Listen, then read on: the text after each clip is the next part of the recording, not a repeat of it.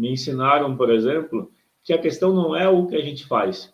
A questão não é, no exemplo que eu falei, de eu sempre estar disponível no grupo para encontrar os amigos que falam. A questão não era eu não querer estar disponível. A questão seria eu também cuidar de mim. É que eu não sabia disso na ocasião. Eu só fui entender o que eu estou falando hoje sobre as emoções em 2020. Então, levou um tempo. Ou seja, o que eu tenho apresentado nas aulas é fruto de um aprendizado de um longo período. Não foi algo que eu sempre soube.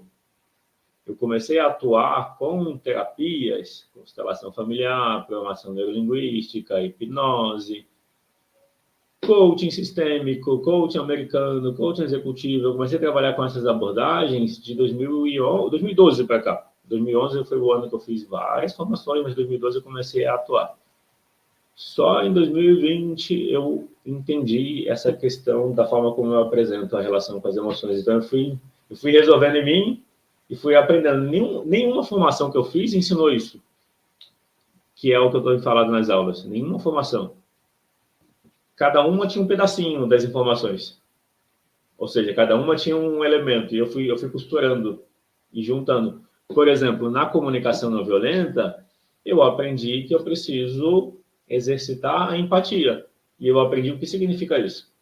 Exercitar a empatia significa eu me perguntar o que eu estou sentindo, o que eu preciso. Então, isso é uma forma de exercitar a empatia. É muito simples. As emoções são simples. Então, a CNV me trouxe esse componente. Só que a CNV não fala, não dá foco nas emoções básicas. Isso eu aprendi em outra formação. Eu fiz uma formação em 2014, acho que foi 2014 ou 2015, eu fiz uma formação de analista de microexpressões faciais. E as microexpressões faciais, elas acontecem em 3, 4 segundos. Elas acontecem porque elas estão associadas a emoções. Então, são 7 emoções básicas que a gente tem em microexpressão facial. A de raiva, a de medo, a de tristeza, de alegria, de surpresa, deu 5. De nojo e de desprezo. São 7 emoções básicas que são universais. Não é um aprendizado. Porque independe da cultura, a gente mostra essas 7 expressões e não é consciente. Mas a gente consegue reconhecer. A gente consegue reconhecer expressão de raiva, ou seja, a gente reconhece as emoções. O curso foi um treinamento para aguçar a percepção. Então, percebe que tem essas mensagens. E aí tinha vários exercícios. Uma ferramenta que eu achei interessante foi o diálogo cego, ou conversa cega, que é o blind talk, que é você jogar verde. Você joga verde e observa como a pessoa reage. Se ela reage com surpresa, com raiva, com medo, qual que é a expressão que ela mostra. O cantinho da boca, geralmente é desprezo. Quando você fala alguma coisa. É que aí você precisa calibrar e confirmar. Mas é curioso, quando a pessoa faz o cantinho da boca, não é consciente. Ela pode estar desprezando uma ideia que ela está pensando, ela pode estar desprezando o que você está falando. É o cantinho da boca aqui. É muito curioso. É muito curioso observar isso. Eu observo e fico quieto, não comento nada. Bom, então essa foi a aula só para fechar o raciocínio. Então, eu comentei que na CNV, na Comunicação Não Violenta, eu entendi, e olha que eu conheci CNV, o primeiro curso que eu fiz foi em 2011. Em 2014 eu participei de um outro curso, em 2018 e 2019 eu participei de grupo de prática, só em 2020, num curso avançado de Comunicação Não Violenta, que eu fui entender a questão do luto, a questão de dar segurança, da necessidade de segurança, o quanto ela era profunda, eu não tinha essa consciência, e esse foco nas emoções básicas. Então, eu levei pelo menos 9 anos para articular essas ideias, 9 anos de prática. Não foi 9 anos lendo, ou seja, na teoria. Teve esse período, mas antes.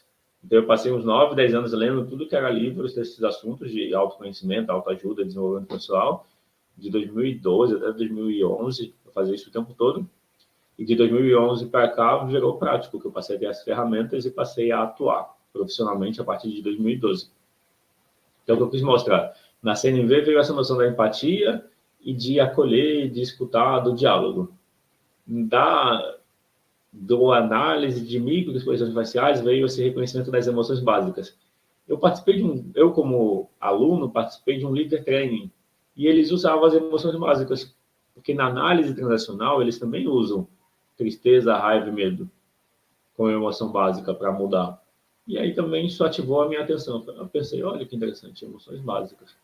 E aí a própria experiência de atendimento em 2020, que eu estava migrando para atender online por conta da pandemia, pronto, as coisas se encaixaram. Aí eu entendi, olha, se eu trabalhar primeiro dentro da sessão com a tristeza que está presente, não é que eu invento a tristeza. Ouvindo o relato, eu percebo, o que você está sentindo aí? Nisso que você fala, qual é o sentimento? Às vezes a pessoa não reconhece, mas quando a pessoa reconhece a tristeza, a gente trabalha a empatia, o acolhimento, a aceitação, aí o sofrimento passa ou diminui. E aí, claro, tem camadas, aí eu fui aprofundando, aí eu fui desenvolvendo a minha forma de trabalhar. Porque a primeira camada é essa relação consigo mesmo. A segunda camada é relação com mãe, relação com pai, família.